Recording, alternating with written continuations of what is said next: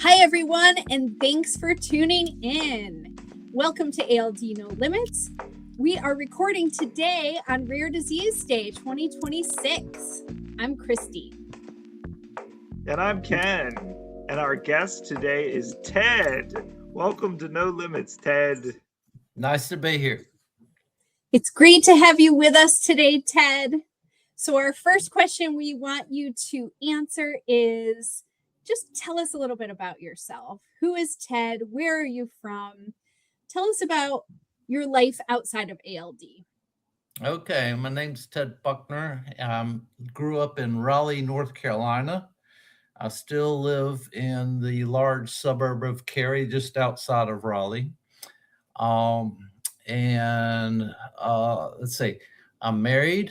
I have two sons, so they do not have ALD, of course. And I have a granddaughter. She just turned 11. And a step grandson, he's 21. So he came from a former marriage before my son Dane married Kelly. So let's see, a little bit about myself. I've been a musician playing bass guitar. I also play upright bass. And I've been doing that for 50 years now. I'm 64 years old. In addition to that, I found a new life when about 20 years ago when I got into cycling, and I'm just passionate about getting out. It's a great form of exercise. So I like to get out on my bike and ride. The thing with ALD is, I have to use these crutches, forearm crutches, because I can't balance standing up or walking. But when I'm on my bike, all my balance is from the waist up, and so I'm fine. It's like I'm a normal human being again. And in addition to that, my profession, I'm a technical writer for software, and I really enjoy it because there's a lot of teamwork involved. So you're working with a bunch of people trying to make things happen or fix problems and things like that. And to me, that's my social life. Yeah. Thanks so much for sharing that. So tell us about how ALD entered your world. So my brother was about 6 years older than me. And as a late teen, he ended up in the hospital. And I think the first thing they discovered was he has Addison's disease. And it turned out to be more than that. It took a while for them to determine it was ALD. And then my mother got tested, and that's where we determined it came from. His walking in his 20s degenerated a lot. He switched to a cane, he switched to two canes. By the time he was in his 30s, he was in a wheelchair. And he was that way for 20 more years. He died about 3 weeks before his 53rd birthday. And I was diagnosed in my 30s. And, I just shrugged it aside because I wasn't really having any symptoms. But they grew incrementally each year until now. As I would say, as of 2023, when I went full time on the forearm crutches, got a handicap placard for my car. So that, I think, is where I officially entered the realm of the disabled people of the world. Yeah, I'm so sorry to hear about your brother. Yeah, did he pass of cerebral ALD or? No, it wasn't cerebral ALD. I think a lot of it was being in a wheelchair. He could not get the kind of activity he needed, so his heart failed, and he ended up in a hospital, and we would just constantly go visit him because we didn't know what was going to come out of that. And eventually, he was over here at Rex Hospital near us, and it was we could the doctors could tell. Actually, I had to go in with my parents and talk to them and give them the do not resuscitate. And my mom stayed overnight with him and sent me and my dad home. He was her firstborn, and that's just a hard thing for a parent to lose a child at any age, Right. So. Yeah, of course. Yeah. So just going back a little bit to your diagnosis, it sounds like your brother was diagnosed with Addison, soon thereafter ALD. He was a teenager. And then your mom was diagnosed, but you weren't diagnosed until years later. Yeah. So what sort of prompted the testing for you? Can you tell us? Well, my mom prompted the testing. Okay.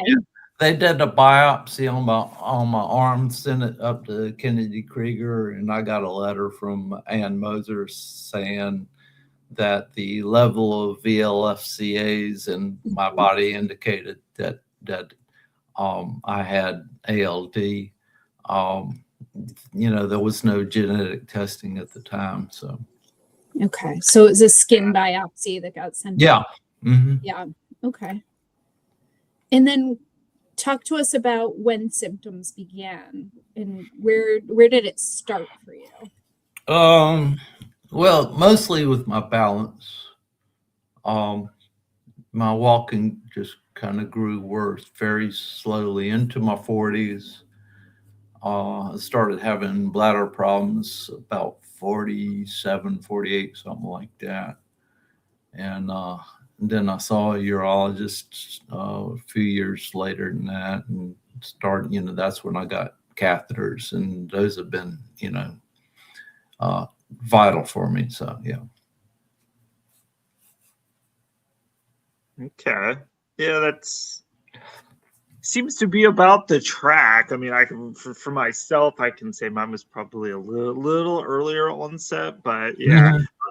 I mean, we know we've talked before, but yeah, the AMN progression, it's different for everybody, but there is a pattern, I've seen with a lot of guys. So yeah. But as we discovered at the conference, there's so many variations in symptoms. Yeah. Right. Yeah, there's that too. Yeah.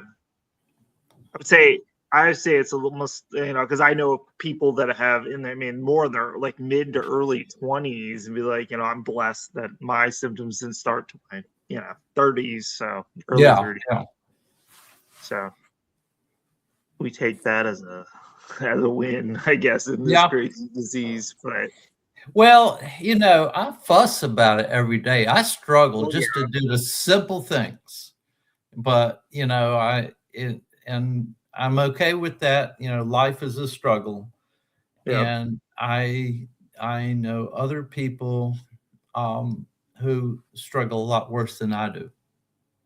So yeah. I think that's good perspective. Yeah. So thinking about that struggle and just thinking about you're a dad, you're a grandfather, a husband. Who else in your life do you have that supports you as you're managing your symptoms and kind of doing everyday life? That would be primarily my wife. Yeah. Awesome. So she's a rock star. Yeah. Oh gosh. Kudos to your wife. Yeah. Yay to your wife. Yeah. And that's great that you have that support. And outside of her, who's obviously the primary person, who else do you kind of talk to about things? Are there people in the ALD community? Do you have local friends, other family members? We have a group of friends, and it's probably about 15 or more of us that are all going to the beach next week. Oh, nice. Yeah, it'll be fun. So we're already talking about what food we're going to have and all that. And my wife's the cook. I cook so little, and she goes in and messes up the kitchen. And after we eat, I go in and clean up. So. Oh, that's a good. Similar in my. Well, that's nice that you have a group of friends and you're going to the beach. I would love to go to the beach because I am here in freezing Massachusetts. With about Yeah, 5 well, there's Cape Cod, right? Yeah. I mean, this time of This year, isn't the time, but I think I visited Cape Cod once when I was young, and we got to the beach, and I heard the water temps were in the 50s. I said, "Well, 50s, the 50s it is. I couldn't hang out in the 50s. I jumped in the water and jumped right back on the beach. It was like, whoa, I can't handle that." yeah, it feels so cold. Yeah. Feels so cold. but I'm getting okay. So I mean, I know I've talked to you many times, Ted, but I'm getting the vibes of you're dealing with it, you're doing it. You do complain about it, you said every once in a while, but Yeah. I mean everyone would do that, but you're continuing, and it's the right mood to have. We've Yeah. had. I still tell my wife I get to die before she does. So. Yeah, Well, and it sounds like you're doing some things though that are impacting quality of life, like cycling. Staying active, yeah. And when I'm Yeah. not cycling, even with my crutches, I'll go for a walk. Oh, wow. I'm slow, but just going for a walk I've found is a very healthy thing. I go to the gym, I get on the elliptical, or I do the row machine, the Concept 2. And let's see what else to do. I'm trying to get back to doing my balance exercises that my PT had me doing, and I need to be doing that more often. Yeah. Yeah. Well, that's great. Anything else in terms of lifestyle that you do that you feel that helps with your symptoms? I can't think of anything. I mean, for me, it's just staying active, keeping the body moving. Yeah, it's simple but so important. Yeah. It's amazing. So ALD in your family sort of ends with you, right? So Yes, I'm the end of the line. That's right. My sister has it, but she's not going to have any children. Okay. I have. So my mother's sister had it, and she's an example of how devastating this actually can be for women, because for many years they considered women carriers.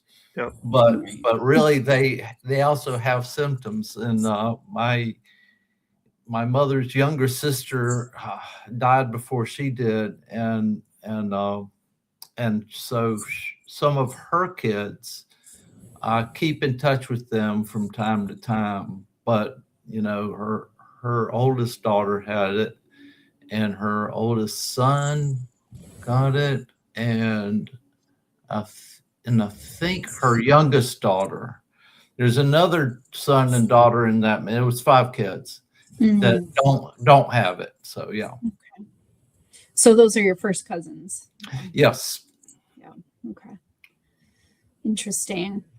And just thinking about food, I'm just curious, like, are you, I don't know, some people change their diets, right, Ken? Right. And other people are just keeping things the same. You said your wife cooks for you. But, yeah. What are you mindful at all of what you eat, or you talk about that? In particular, I stay away from peanuts because they have the highest concentration of VLCFAs. Yeah. Now, I don't know.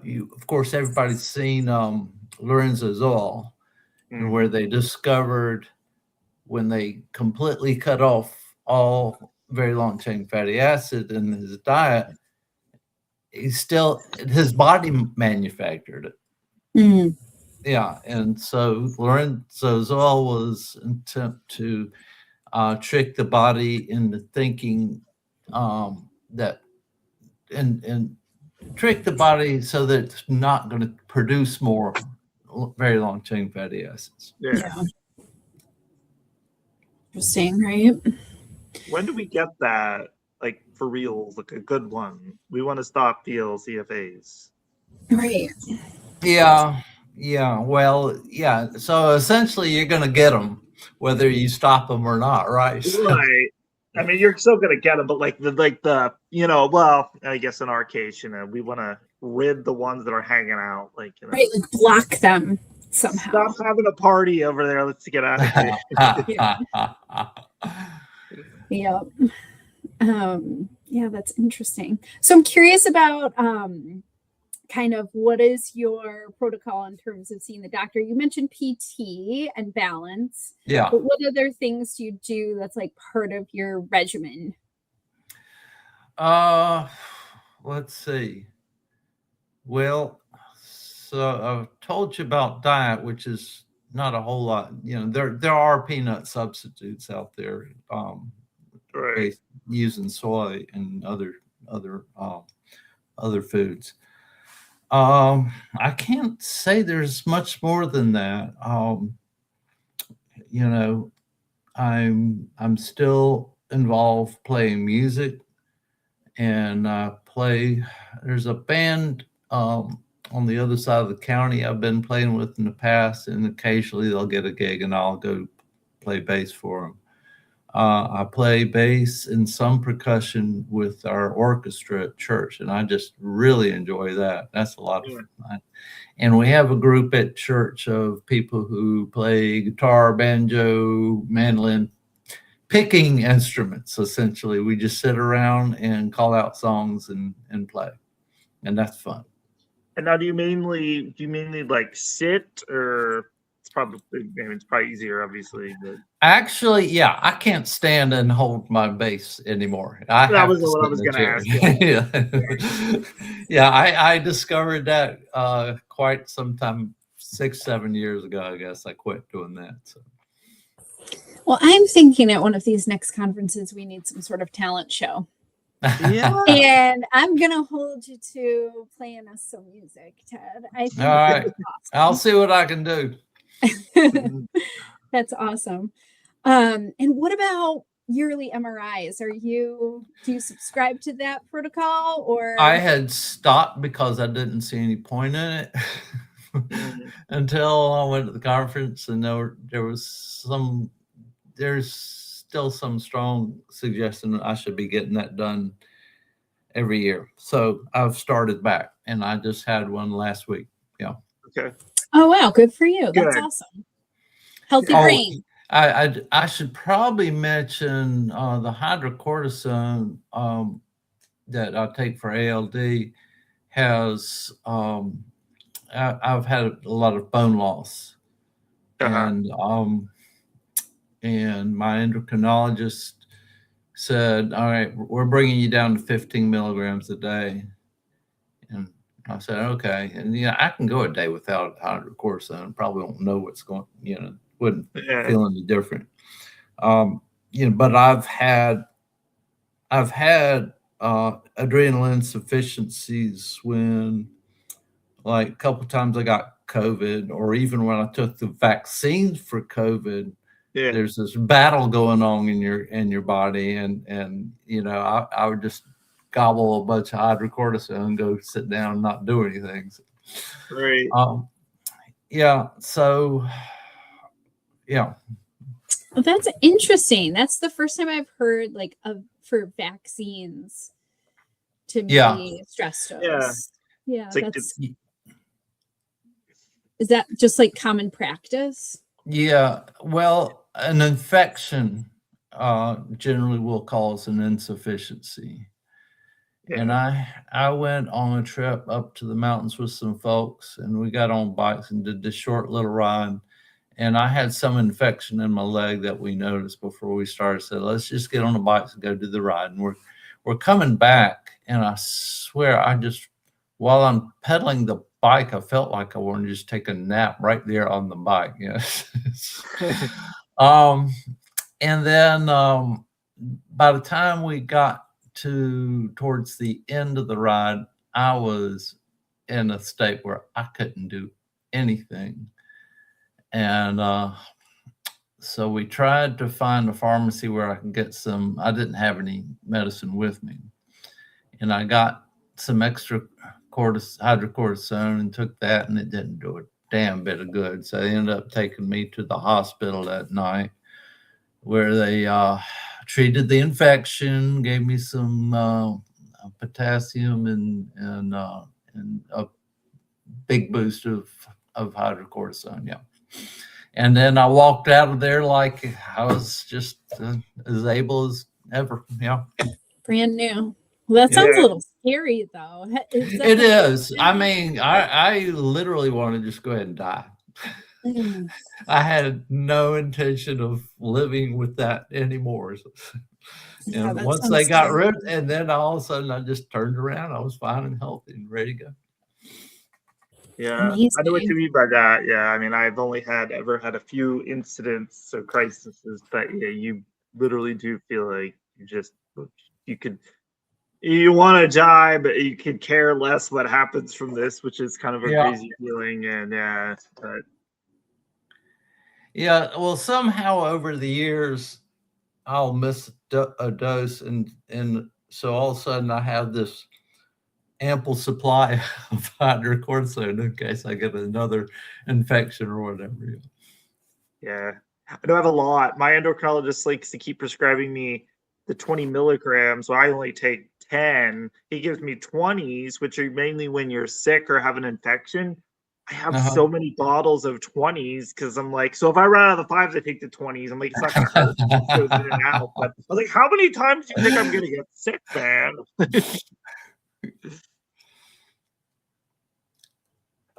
But yeah, so I think. Christie, you on mute. Can you hear me now? Yeah, I hear you. Okay. Hear me now. Okay. Trying to think of, have we missed any avenues, Christie, or if you have any avenues that we don't think we've touched, Ted? I don't think so. I think I've spilled my guts here pretty well. That's what we want. No, that's what we hear also. But and it sounds like you have a lot of support, which is great. Yeah. You're making good, healthy choices for your life. You have such a good outlook on things. What advice might you give to other ALD patients or AMN patients who are more newly diagnosed? Like, what would you say? You're sort of a veteran. I would say, for one, stay active. And two, it's not the end of your life. You can live with this. Struggle on, put everything into it. Make every day is the best it can be. That is great advice. Yes, good words. And then Ken, I'll give you the pleasure of asking the $1 million question here. If you could live one day without ALD, what would you do? Go on a bike ride. Bike ride? It's something about being on a bike. It's like you're flying all of a sudden. Your legs are pushing you, and it's just great. Yeah. So would it look different or feel different? I mean, obviously it'd feel different, right? But like, what would be different about your bike ride? And are you a mountain biker or a road race? Like, I do road biking, but I like to do them in the mountains because I like to climb up and see all the beauty up there. I love the mountains. Yeah. That's awesome. Nice. So if you didn't have ALD, like what would be different about your bike ride than it is now? About the bike ride itself? Well, I still struggle getting onto the bike and stuff. And, I use these shoes that clip into the pedals. Mm-hmm. And I, that can be tricky. Because I'll come to a stoplight, I got to stop, and then I got to go and got to get my right foot clipped into that pedal, and then I get to get the left foot, and it's with my coordination in my legs, it's hard. Yeah. So I would imagine. And the thing is about the cleats that you use to clip into the pedals. These are used by professionals because it allows them, when one leg's pulling down, the other leg can pull up. So they're getting much better stroke with each cycle. And for me, it's not that. For me, it helps keep my feet in position on the pedals because when I'm on flat pedals just using regular shoes, they'll slip off and I gotta readjust where they are and all this stuff. So I was gonna say, I'd imagine disembarking, getting off of the bike is probably kind of interesting. You got to be ready for that. Yeah. Yeah. Oh yeah. Yeah. Well, especially when your feet are locked in the pedals. Yeah. Yeah. When I first started using those things, I would come to some point like I'm falling down. Okay, get my foot out and down on the pavement. It's all part of the learning process. All of AMN and all this, the entire ALD it's a learning process. That's right, and we're all used to falling. Yes. You can say that again. Yeah. Well, Ted, it's been such a joy talking to you today, and you're such an inspiration. And thank you. Yeah, and I just want to say thanks to those who are tuning in. Don't forget to subscribe to our channel and share this episode with somebody who needs it, maybe somebody newly diagnosed. And until next time, keep going, keep hoping, and keep living like there are no limits. Keep struggling. Yep, I'll do it. Thank you. Keep struggling. Before we fully end it, again, 64, everybody, for everyone who's just like, as me, I thought I was going to be dead by 40, and here we passed that, and Ted's 64, so just keep that in mind.